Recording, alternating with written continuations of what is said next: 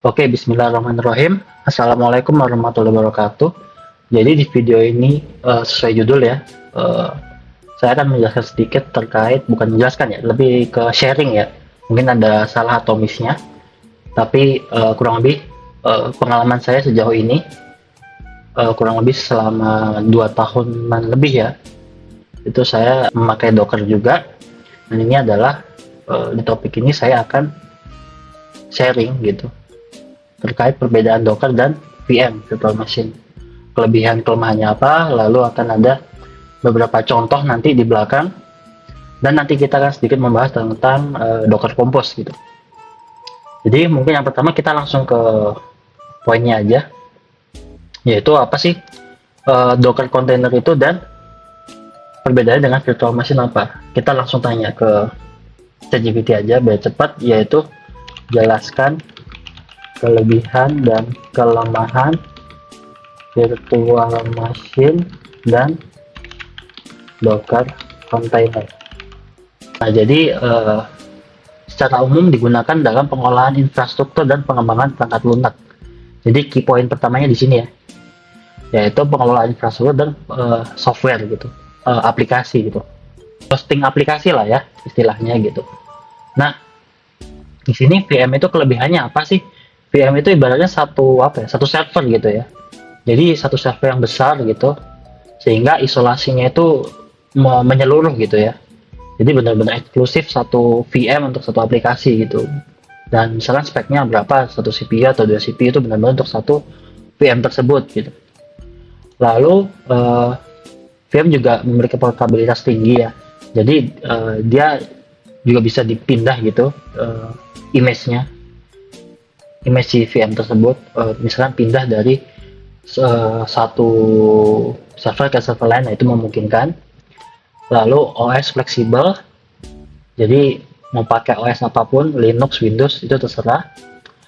Lalu ini penggunaan sumber daya yang terpisah, ini ada kaitan sama isolasi itu tadi.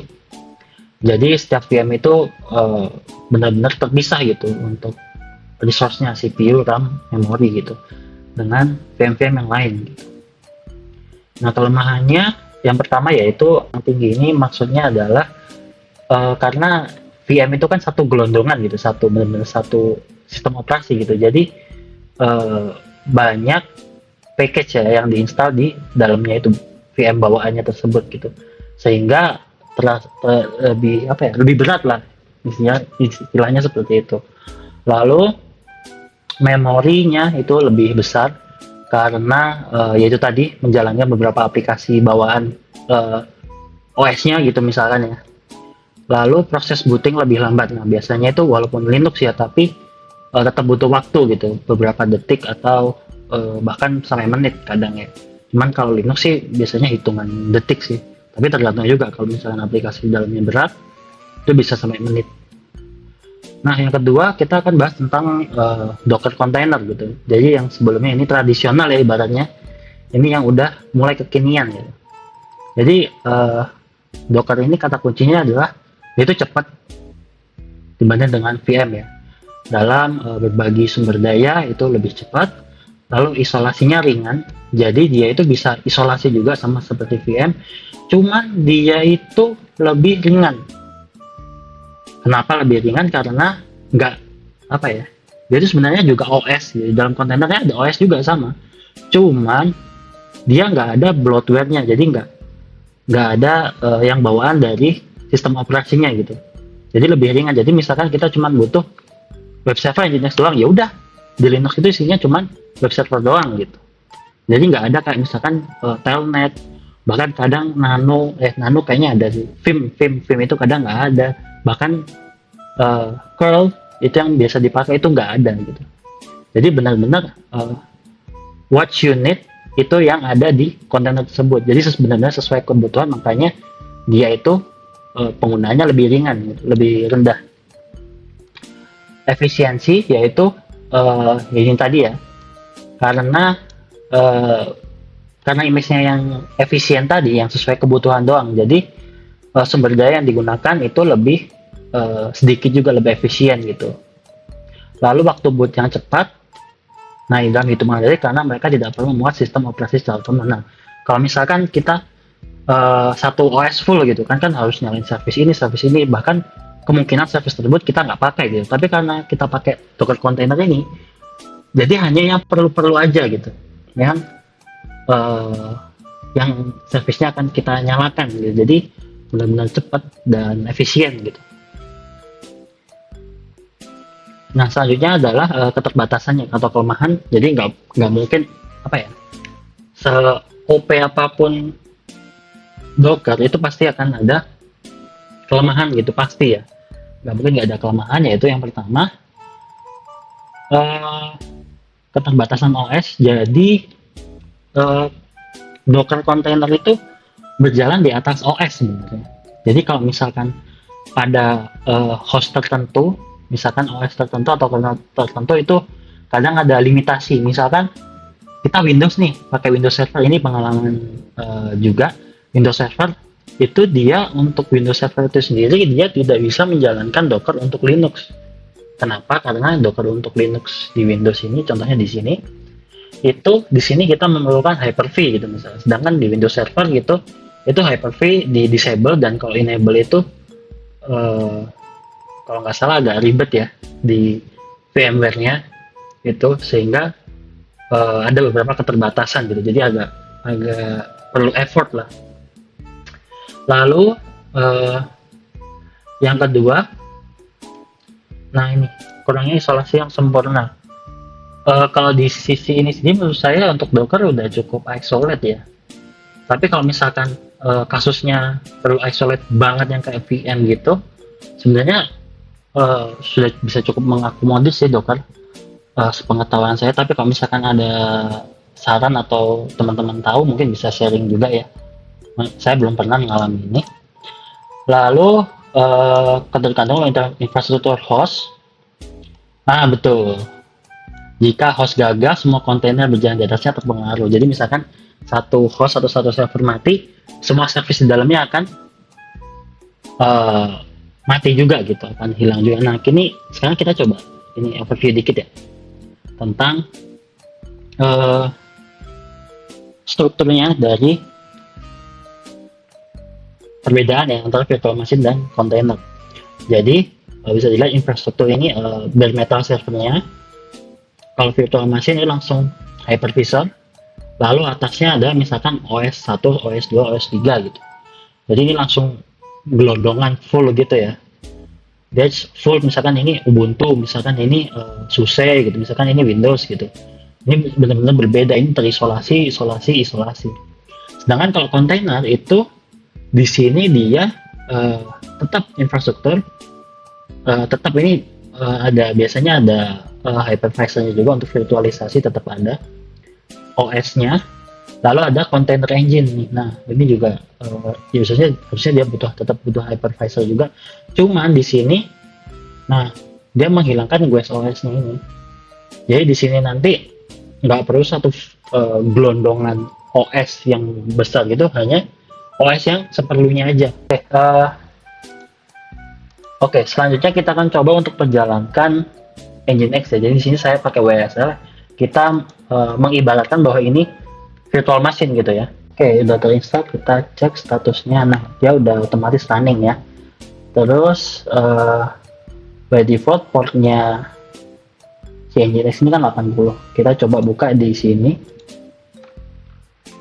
localhost. Nah, udah ada. Jadi localhost ini atau 127 titik. Nah, ini sama ya. Jadi default portnya HTTP 80. Nah, ini udah ke redirect. Nah, ini kalau kita menjalankan menggunakan virtual machine nih misalkan. Nah, lalu kita matikan ya. Nginx stop. Atau misalkan Nginx-nya belum start, teman-teman bisa sudo service Nginx start. Nah, ini udah mati. Nah, maka dia nggak mau refresh. Nah, seperti itu. Ini udah mati service-nya. Lalu kita coba untuk menjalankan Nginx menggunakan container.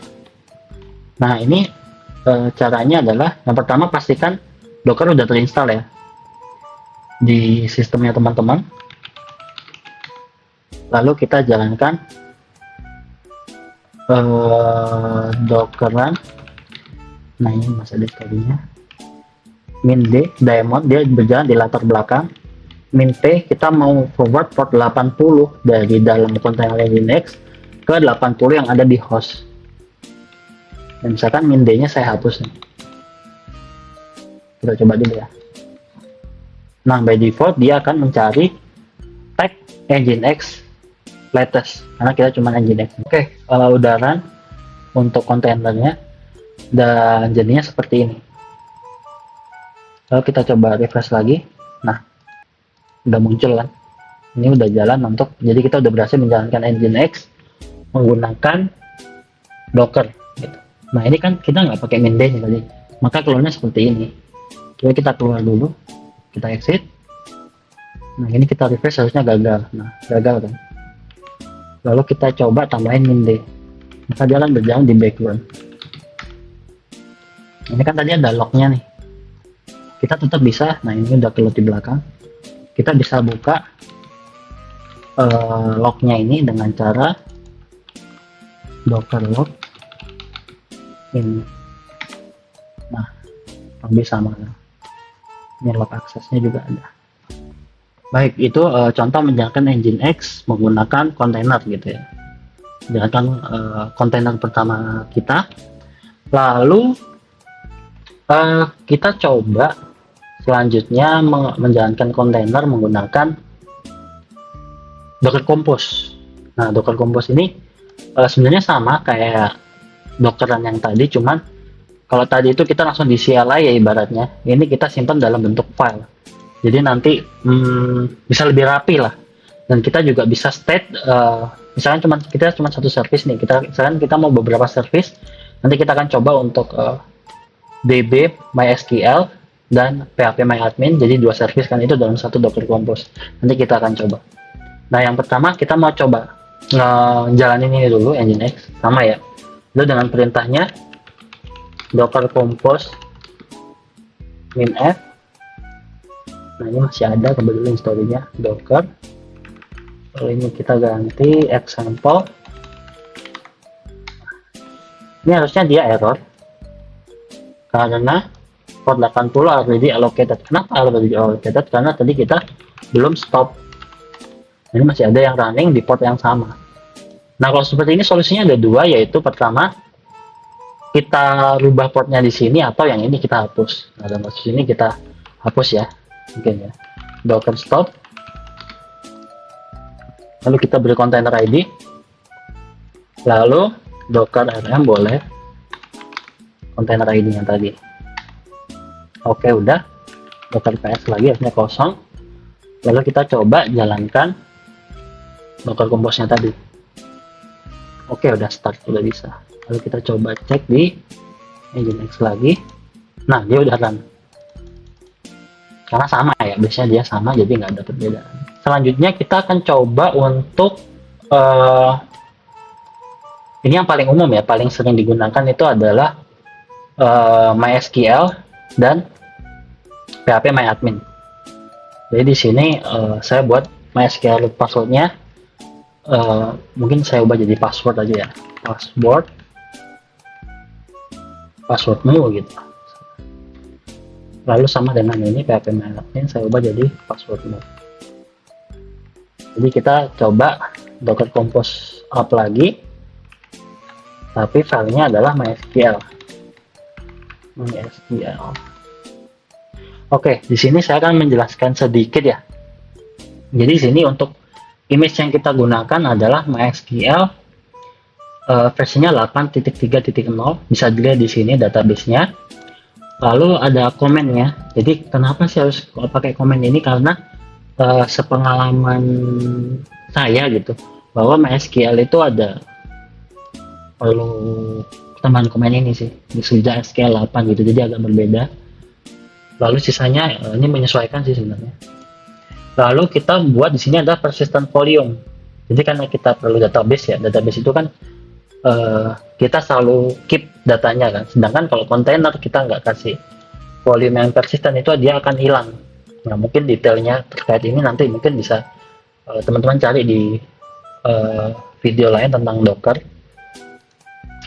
Lalu mapping portnya sama. Nah, ini environmentnya untuk mendeklarasikan passwordnya. Lalu sama di sini phpMyAdmin juga. Lalu passwordnya ini sama yang di sini, agar si phpMyAdmin bisa langsung connect ke sini. Nah, ini soalnya dia PMA hostnya, phpMyAdmin host itu dia ke DB, which is yang dimana DB adalah ini. Dia juga ada depends on, yang dimana depends on ini service ini nggak akan jalan sebelum service ini up dulu.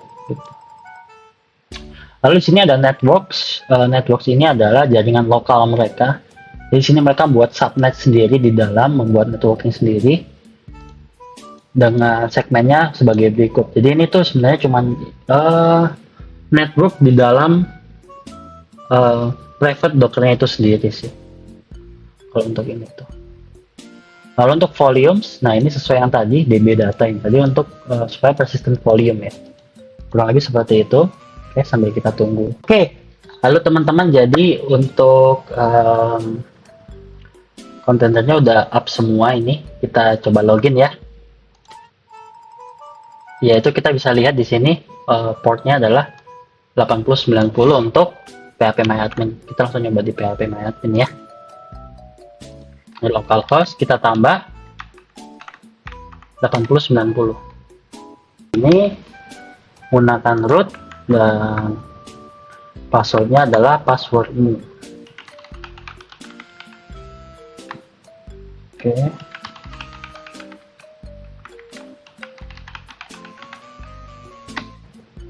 Oke, kita udah bisa connect.